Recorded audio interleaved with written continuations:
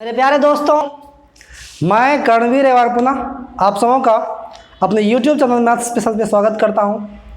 और आज हम लोग कोऑर्डिनेट ज्योमेट्री को आगे बढ़ाते हुए त्रिभुज के क्षेत्रफल एवं उनसे संबंधित प्रश्नों को देखेंगे। तो आज का जो हम लोग का टॉपिक है वो है area of A triangle. Area of A triangle अर्थात त्रिभुज के क्षेत्रफल। देखिए, इसमें होता क्या है कि किसी त्रिभुज के तीनों कोऑर्डिनेट हमें दिया रहेगा और फिर उस कोऑर्डिनेट के मदद से हम उसके क्षेत्रफल को निकालने के लिए सीखेंगे, या फिर उनसे संबंधित जो भी क्वेश्चंस एग्ज़ाम में पूछे जा सकते हैं उनके बारे में हम लोग डिस्कस करेंगे। से मान के चलिए कि ये मेरे पास एक त्रिभुज है, इसका कोऑर्डिनेट है x1 y1, x2 y2 और x3 y3। तो इस तीन कोऑर्डिनेट के मदद से हम लोग इसके क्षेत्रफल को कैसे निकालेंगे। दूसरी बात कि देखिए, फॉर्मूला तो हम लोग जान रहे हैं, लेकिन कैसे बहुत ही कम समय में निकालेंगे इसके बारे में भी हम लोग चर्चा करेंगे। तो फर्स्ट ऑफ ऑल हम लोग इसके फॉर्मूला को देख लेते हैं। एरिया का जो क्षेत्रफल होता है वो क्या होता है वो देखिए। तो इसके लिए हम लोग क्या करते हैं, लिखते हैं half x1 y2 minus y3 plus x2 y3 minus y1 plus x3 y1 minus y2। तो ये इतना बड़ा फॉर्मूला है, आपको थोड़ा सा याद रखने में परेशानी हो सकती है, लेकिन इसको अगर आप समझते हैं, जैसे कि अगर हम लोग x1 लेंगे तो y1 को नहीं लेना है, तो बचा क्या y2 माइनस y3। यानी कि अगर मैं बात करूं यहाँ x1 है, अगर x1 लेंगे तो सीधा हम लोग एंटी क्लॉक में घूम जाएंगे, ठीक है। तो अगर x1 लेंगे तो y2 माइनस y3, अगर x2 लेंगे तो y3 माइनस y1, और अगर x3 लेंगे तो y1 माइनस y2। आप ऐसे इसको याद रख सकते हैं, ओके। अब एक बात और, अगर आप डायरेक्ट इस वीडियो को देख रहे हैं, ठीक है, यहाँ जो हम लोग कॉन्सेप्ट लगाने वाले हैं इसका कहीं ना कहीं थोड़ा सा कॉन्सेप्ट हम लोग के पिछले क्लास से भी है। तो आप जो डिस्टेंस फॉर्मूला जब हम बता रहे थे, तो वहाँ वो डिस्टेंस फॉर्मूला जब क्लास आप देखिएगा तो इसको भी आप बहुत ही इजी वे में निकाल सकते हैं। यहाँ मैं बात कर रहा हूँ, अगर x1 लेंगे तो y2 और y3 का जो डिस्टेंस होगा उसका बात करेंगे, ठीक है। तो आइए इस पे आधारित एक सवाल को देखते हैं।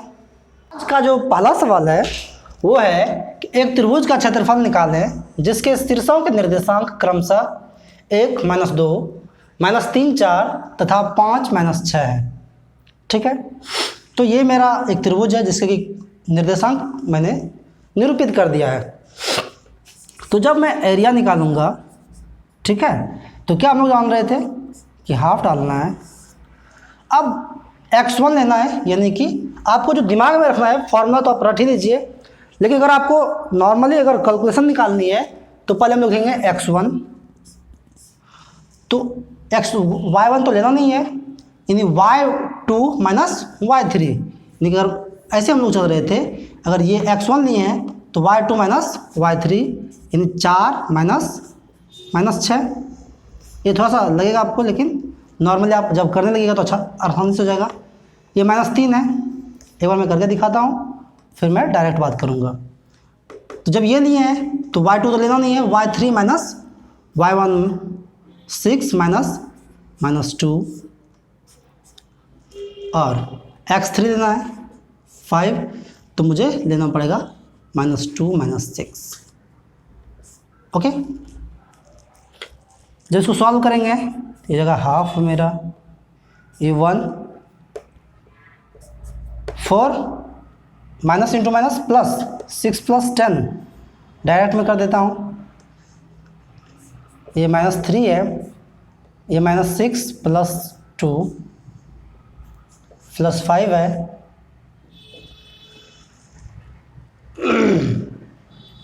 सॉरी ये यहाँ 4 होनी थी, ये -6 हो गया। चलिए यहाँ देखिए ये कितना हो गया मेरा, हाफ 10, ये -4 plus 12 -30, it means half into -8 यानी -4। एक बात और, एक न्यू कॉन्सेप्ट यहाँ आता है कि कभी भी एरिया, त्रिभुज का जो एरिया आएगा वो कभी भी नेगेटिव में नहीं आएगा, यानी हम लोग उसके साइन को नहीं एज्यूम करते हैं, उसके साइंस को निगलेक्ट कर देते हैं, उसका जो निरपेक्ष मान है उसी को लेते हैं, एब्सोल्यूट वैल्यू लेते हैं उसका, यानी कि सीधा हम लोग इसको मॉडुलस के रूप में रख सकते हैं। यानी ये हो गया मेरा 4 का मॉडुलस यानी 4 स्क्वायर यूनिट। अभी इसको समझते हैं कि ऐसा हम क्यों करते हैं, क्योंकि नेक्स्ट कॉन्सेप्ट इसी पे आधारित है। यानी जब भी हम लोग एरिया निकालेंगे तो क्या करना है कि उसके एब्सोल्यूट वैल्यू को रखेंगे, उसके जैसे कि साइन को एज्यूम नहीं करेंगे। देखते हैं दूसरा कॉन्सेप्ट। नेक्स्ट क्वेश्चन है, एक त्रिभुज का क्षेत्रफल निकालें जिसके शीर्षों के निर्देशांक क्रमशः 0, 0, 8, 0 और 0, 6 हैं। तो इसके लिए सीधी सी बात क्या है, हम लोग का जब एरिया निकालने होंगे तो हाफ लेना है। पहले एक्स कोऑर्डिनेट को देते हैं, x1 y2 minus y3 plus x2 y3 minus y1 plus x3 y1 minus y2 0 minus 0। यानी कि अगर इसको हम लोग सॉल्व करेंगे, देखिए तो ये तो पूरा 0 हो जाएगा, ये भी 0 हो जाएगा, ये कितना हो जाएगा 48, अर्थात ये मेरा 24 स्क्वायर यूनिट हो गया त्रिभुज का एरिया। ठीक है। एक और दूसरे तरह के क्वेश्चंस आते हैं इसमें से, जैसा कि तो एरिया पे आधारित कुछ दूसरे तरह के क्वेश्चंस कुछ इस प्रकार से पूछे जा सकते हैं, जैसे कि यदि किसी त्रिभुज का क्षेत्रफल 5 वर्ग इकाई है तथा उनके शीर्ष क्रमशः 2, 1, 3, -2 तथा x प्लस 3 है तो x का मान ज्ञात कीजिए, ये पूछा जा सकता है। या फिर यहाँ इस जगह पे पूछा जा सकता है कि अगर x y हो तो x और y के बीच संबंध स्थापित करें, कैसा संबंध है वो दर्शाएं। तो देखिए ऐसे सवाल के लिए क्या करेंगे, तो हम लोग के पास जो एरिया का फॉर्मूला तो था, एरिया बराबर क्या था, हाफ, यहाँ पे आप मॉडुलस लगा सकते हैं। ठीक है, चलिए मैं मॉडुलस लगा देता हूँ, था x1 कितना है 2, ठीक है, y2 minus y3 -2 minus x minus 3 plus x2 y3 minus y1 plus x3 y1 minus y2, ये था। और ये मेरा दिया हुआ है 5 स्क्वायर फीट, यानी ये हो गया हाफ, मॉडुलस लगा दीजिए, ये कितना हो जाएगा मेरा भाई 2, यानी -5 minus x plus 3 x plus 2 plus x, ये माइनस माइनस प्लस 3, ओके। इधर ये डिवाइड कर रहा है, इधर को मल्टीप्लाई करेगा, यानी 10 मॉडुलस, इधर ये हो जाएगा -10 minus 2x plus 3x plus 6 plus 3x, okay. 3x ये गया 10 is equal to modulus 6x में 2x घटा देंगे तो बचेगा 4x माइनस 4। अच्छा देखिए यहाँ पे मॉडुलस का क्या काम है वो ज़रा देखिए, यानी कि जो मॉडुलस के बाहर है ये मेरा 10 है, अर्थात इसका मतलब ये है जी कि अगर बाय द वे इसका वैल्यू -10 रहता फिर भी हम लोग का 10 ही आता, और अगर ये +10 रहता फिर भी 10 ही आता। यानी कहने का मतलब हम लोग लिख सकते हैं कि 4x - 4 = +10 या 4x - 4 = -10, क्योंकि दोनों पॉसिबिलिटी है। यानी ये हो गया मेरा 4x = 14 अर्थात x = 7/2, या अगर इधर मैं बात करूं 4x = -6 तो x = -3/2। ओके, अगर ये था जब मुझे x का वैल्यू निकालनी थी, अगर बाय द वे x का वैल्यू नहीं निकालना रहता, सिर्फ इनके बीच का रिलेशन स्थापित करना होता। क्वेश्चन है कि यदि किसी त्रिभुज का क्षेत्रफल 5 वर्ग इकाई तथा उनके शीर्ष 2 1 3 - 2 तथा x y है, तो x और y में संबंध ज्ञात करें या संबंध स्थापित करें। तो मैंने पॉइंट को वहाँ पे निर्देशित कर दिया है। अब हम लोग लेके चलते हैं x1 y2 माइनस, यानी ये हो गया 2 - 2 - y प्लस x2 लेना है y3 - y1 प्लस x3 लेना है y1 - y2। यानी कि ये मेरा तो एरिया दिया हुआ है 5, ये हाफ मॉडुलस कितना देगा भाई -4 - 2y, ये हो गया मेरा 3y - 3 प्लस ये जगह मेरा 3x। ओके, इधर मेरा होगा 10।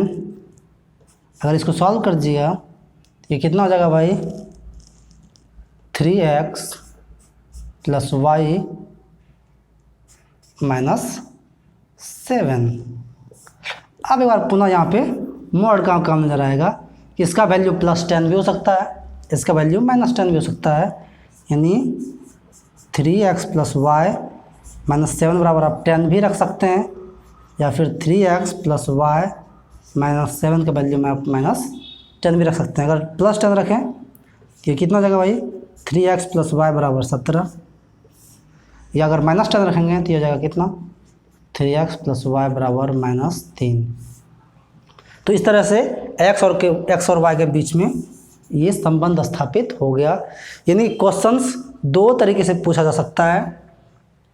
अगर एरिया दिया हुआ है, ठीक है, तो हमें पॉइंट के बीच संबंध दर्शाना होगा, या फिर अगर पॉइंट दिया गया है तो हम लोग को एरिया निकालनी होगी। चलिए कुछ और थ्योरी के बारे में अध्ययन करते हैं। आइए, अब 3 बिंदु दिया गया है तो वो तीनों बिंदु संरेख होगा या नहीं होगा, अगर होगा तो किस कंडीशंस में होगा उसके बारे में जानते हैं। जैसे कि मान चलिए संरेख क्या होता है, अगर 3 बिंदु या उससे अधिक बिंदु परस्पर एक सीधी रेखा में हो तो हम लोग कहते हैं उसको कि यह बिंदु संरेख है। इसे मान के चलिए कि एक पॉइंट यहाँ है, दूसरा पॉइंट यहाँ है, तीसरा पॉइंट यहाँ है, तो ये तीनों एक ही सीध में है, अर्थात ये बिंदु क्या होंगे, ये बिंदु संरेख होंगे। अगर सोच के देखिए भाई कि अगर बिंदु संरेख नहीं है, मान लीजिए वो बिंदु यहाँ है, दूसरा यहाँ, एक यहाँ है, तो ये परस्पर एक त्रिभुज का निर्माण करेगा अगर वो संरेख नहीं होगा। मान लीजिए 2 बिंदु आप रख दीजिए, जैसे कि ये 2 पॉइंट रख दिए, तीसरा पॉइंट आप कहीं भी रखिए, अगर कहीं भी रखेंगे तो इसका कुछ ना कुछ क्षेत्रफल होगा। जैसे मान लीजिए यहाँ रख दिए तो इसका कुछ ना कुछ क्षेत्रफल निकलेगा, अगर यहाँ रख दिए तो फिर भी कुछ क्षेत्रफल निकलेगा, वो नेगेटिव पॉजिटिव जो भी हो। इसलिए हम लोग जब क्षेत्रफल निकाल रहे थे तो वहाँ हम लोग मॉडुलस का उपयोग कर रहे थे कि अगर क्षेत्रफल नेगेटिव भी है फिर भी हम लोग का वो त्रिभुज होगा, पॉजिटिव भी है फिर भी वो त्रिभुज होगा।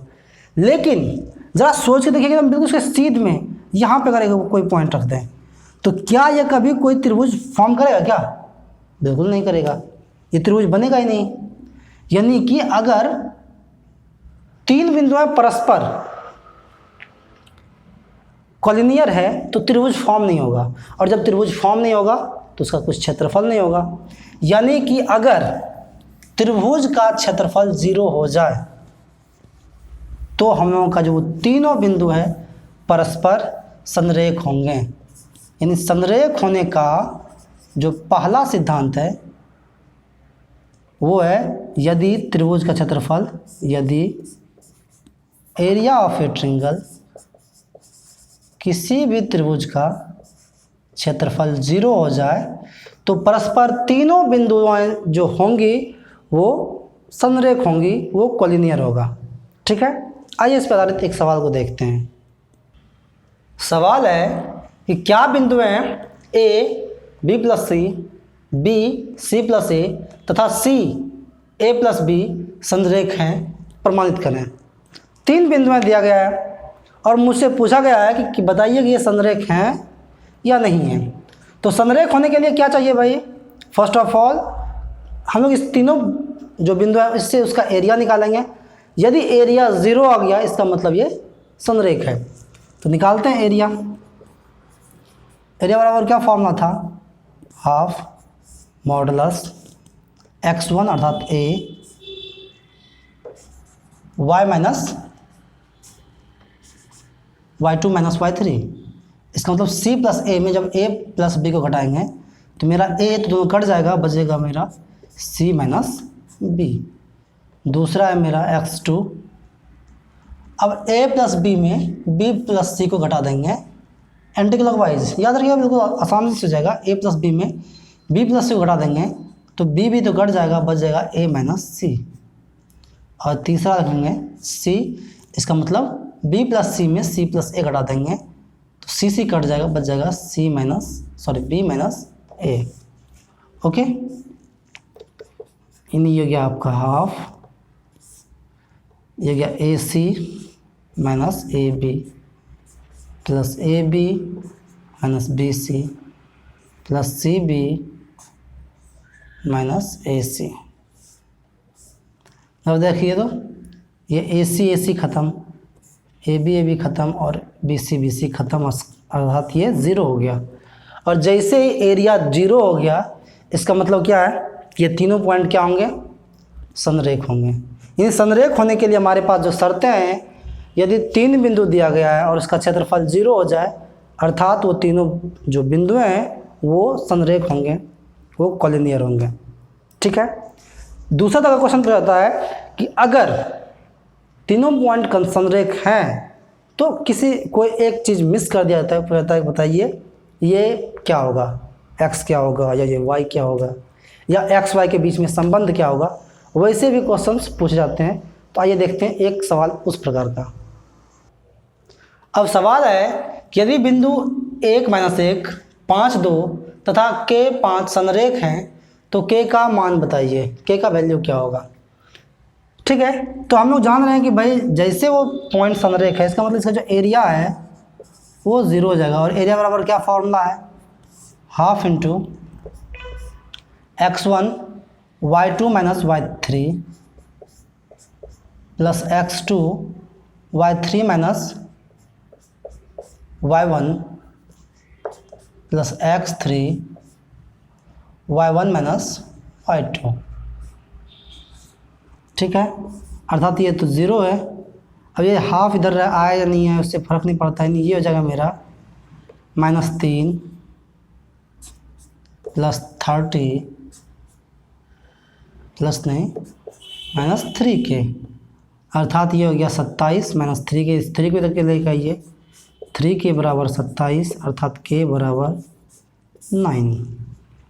ठीक है, आज का जो क्लास था इसमें हम लोग 2-3 चीज़ें सीखे कि कैसे एरिया, त्रिभुज के एरिया और उससे जो संबंधित क्वेश्चन हैं उसको आप कैसे सॉल्व कर सकते हैं।